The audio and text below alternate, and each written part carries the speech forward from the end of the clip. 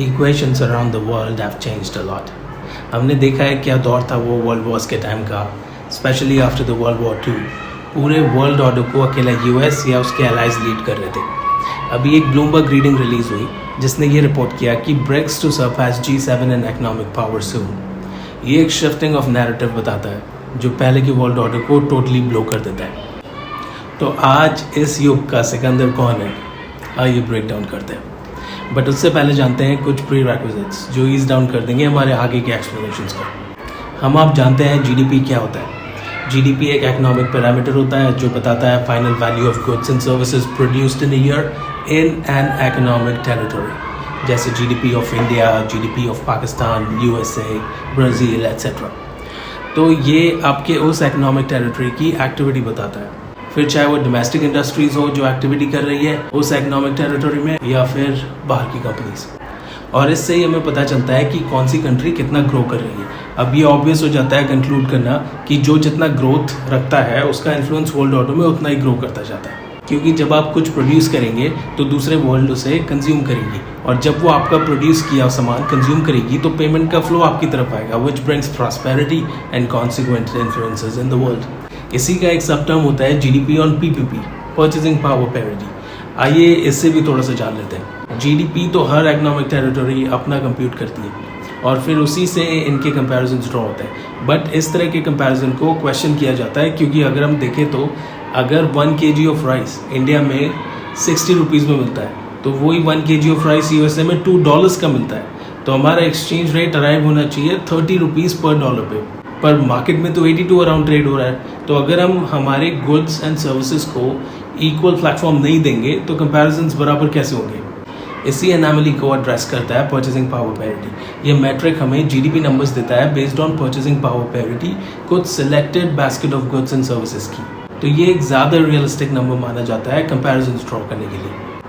आज GDP based on PPP की बात इसलिए हो रही है क्योंकि ब्रिक्स नेशंस, जो कि Brazil, Russia, India, China and south Africa से मिलकर बना एक ग्रुप ऑफ नेशंस है, उसने डेवलप्ड कंट्रीज के ग्रुप G7 को बीट कर दिया है जीडीपी ऑन पीपीपी बेसिस पे।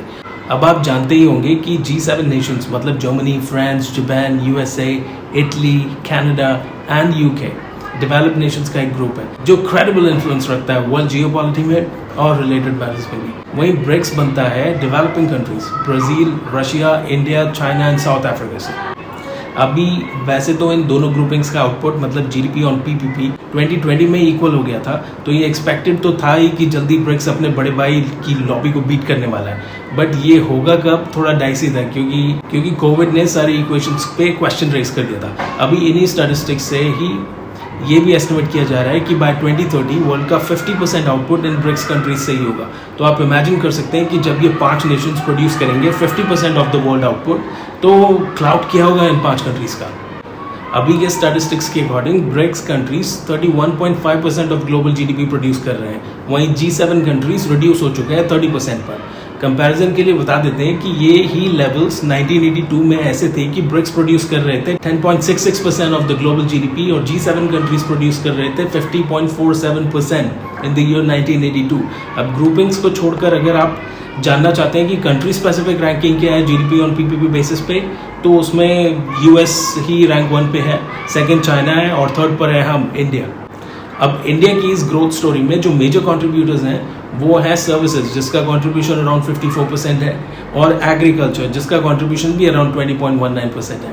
अब ब्रिक्स कंट्रीज का ये बढ़ता क्लाउड क्योंकि प्रॉपर्ली रिप्रेजेंट हो नहीं रहा था एग्जिस्टिंग वर्ल्ड ऑर्डर में, क्योंकि जो ब्रेटन वुड इंस्टीट्यूशंस मतलब वर्ल्ड बैंक और IMF जैसे इंस्टीट्यूशंस इन पे कंट्रोल तो G7 कंट्रीज का ही मेंटेन था।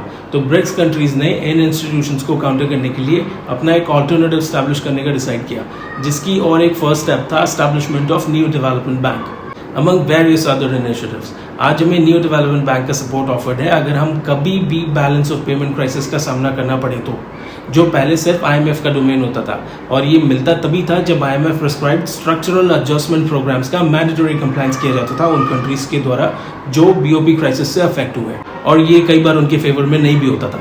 आज ब्रिक्स नेशंस का बढ़ता इन्फ्लुएंस और उनका माइट इतना अप्रिशिएट किया जा रहा है कि कितनी और कंट्रीज जैसे energy rich Iran, agri rich Argentina, geographically very important Mexico और बहुत सी ईस्ट एशियन कंट्रीज भी हमारे इगैलिटेरियन ब्रिक्स का पार्ट बनना चाहती है और अपनी डिपेंडेंस अकेले डेमोक्रेटिकली डिफिशिएंट G7 पे कम करना चाहती है। अब ब्रिक्स का बढ़ता क्लाउड तो साफ दिख ही रहा है, पर इसका ग्रोथ चार्ट अभी और बहुत ऊपर जाने वाला है क्योंकि काफ़ी ऐसे डेवलपमेंट्स जैसे कॉमन ब्रिक्स करेंसी, इसके पार्टिसिपेंट्स का एक्सपेंशन और उनका anti hegemony style of governance world order के करंट नैरेटिव को टोटली ब्लो आउट करने वाला है। Stick around, thanks.